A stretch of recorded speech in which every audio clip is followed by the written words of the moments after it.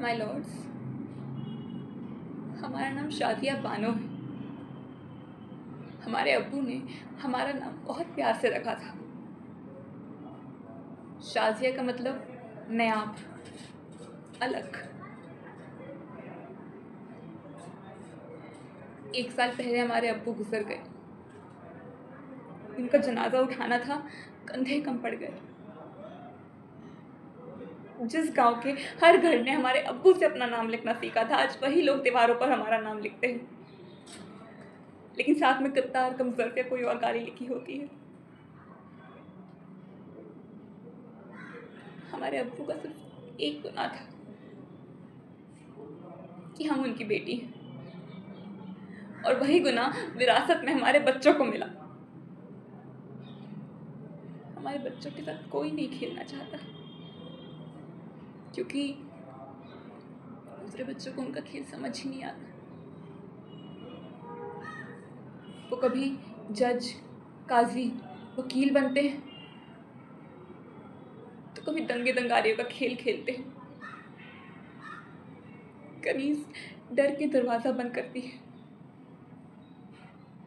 बिलाल बाहर से दरवाज़ा तोड़ने का नाटक करता है। रात को सोने से पहले कमरान कम से कम 4 बार दरवाजे की कीलें देखता है।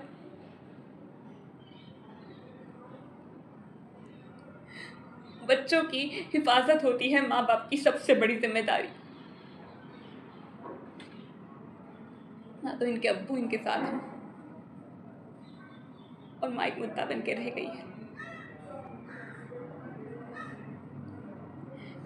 हमने काफ़ी बार सोचा कि पीछे हट जाएं, मगर फिर ख्याल आया कि अगर बिलाल और कमरान भी किसी और की बच्ची के साथ वही सब करे जो इनके अब्बू ने हमारे साथ किया है, तो कनीज क्या सोचेगी? उसका वजूद एक सवाल बन के रह जाएगा।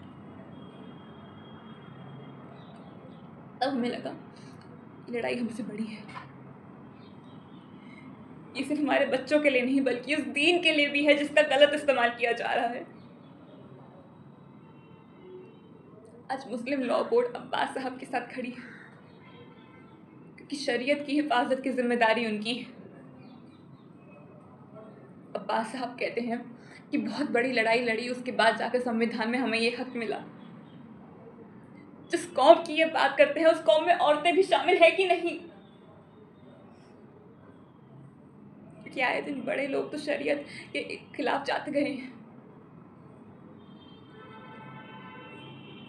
एक निज़ाम साहब ने अपने बेटे के बजाय अपने पोते को वारिस बनाया, जो कि शरीयत के खिलाफ है। लेकिन तब भी हिंदुस्तान में शरिया कायम रहा, और कोई मुसलमान बाजार में नंगा नहीं होता है। 1947 में हैदराबाद के निज़ाम हिंदुस्तान में शामिल नहीं होना चाहते थे। जंग छिड़ी, समझौता हुआ। निज़ाम साहब तो क्या, उनके कुत्तों को भी अलग से भत्ता मिला। और आप चाहते हैं कि हम और हमारे बच्चे वक्फ बोर्ड की खैरात में जिंदा रहें। अब ऊंचे तक के लोग हैं अब्बास साहब, थोड़ा नीचे झुक के देखिए। असल में हिफाजत की जरूरत किसे है? हमारी कौम के पिछड़ों को है, और पिछड़ों में भी सबसे पीछे आती हैं औरतें, उन्हें है। हाई कोर्ट में जानबूझकर हार गए ताकि सुप्रीम कोर्ट के पिछले फैसले पलट सकें, ताकि 3 तलाक बोलकर, हाथ में मेहर की रकम देकर, बीवी बच्चों को छोड़कर कोई मर्द आगे बढ़ना चाहे तो बढ़ सके, ताकि उसे खुली छूट हो, सहूलियत हो।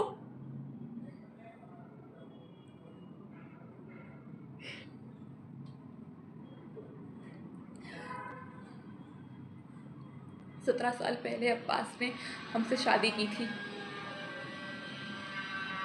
हमने इनका घर बसाया, बच्चे हुए। हमारी शादी के 9 साल बाद अब्बास ने फिर से निकाह पढ़ा, और हम बेगम से पहली बेगम बन गए।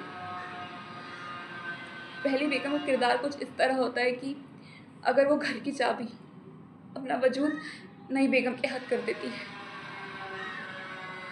हम नहीं कर पाए,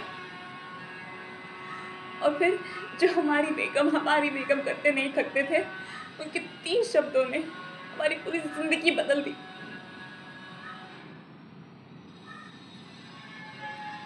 शरीयत कहती है कि जो मर्द 3 तलाक दे उसे कौड़े पड़ने चाहिए। कितनी मर्दों की पीठ पे आपने ऐसे छाले देखे होंगे,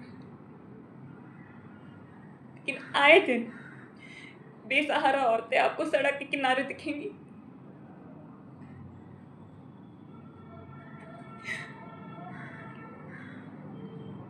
इस्लाम में निकाह एक इकरारनामा है, लेकिन ये सिर्फ एक कंट्रैक्ट नहीं है, ये मोहब्बत और रिश्तों की जिम्मेदारी भी है। और जब कोई इस इकरारनामे का इस्तेमाल रिश्तों से दगाबाजी करने के लिए करता है, तब होती है शरीयत की असल बेइज्जती।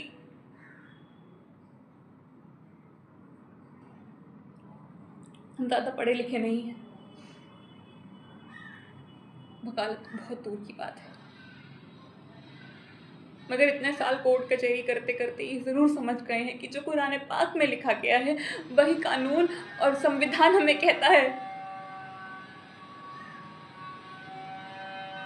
वलिल मुतलकाती माताओं बिल मारूफ हक़न अलल मुत्तकीन, कज़ा लिखा युनिबेनुल्लाहुलकुम आयातिही लअल्लकुम ताक़िलून।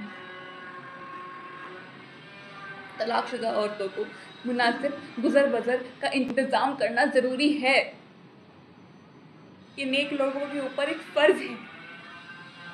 इसी तरह अल्लाह तुम्हें अपनी निशानियाँ दिखाता है ताकि तुम समझ सको।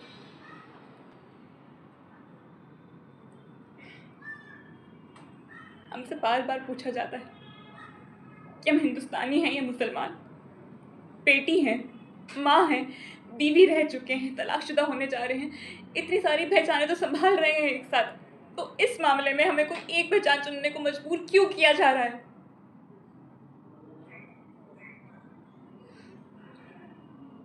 हम सिर्फ एक मुसलमान औरत नहीं, हम हिंदुस्तान की मुसलमान औरत है, इसी मिट्टी में पले बड़े हैं। इसलिए आज यहाँ अपने हक के लिए सर उठाकर इंसाफ की गुहार लगा रहे हैं कि कानून हमें भी उसी नज़र से देखे जिस नज़र से बाकी हिंदुस्तानियों को देखता है।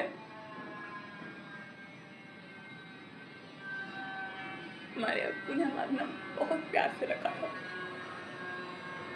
जो आज हमारी कौम में काली बन चुका है। हम उस धब्बे को मिटाने आए हैं, फिर आज हमें ये इंसाफ नहीं मिलता है तो हमें पूरा यकीन है कि कोई भी बेटी का नाम शादिया बानो नहीं रखा जाएगा।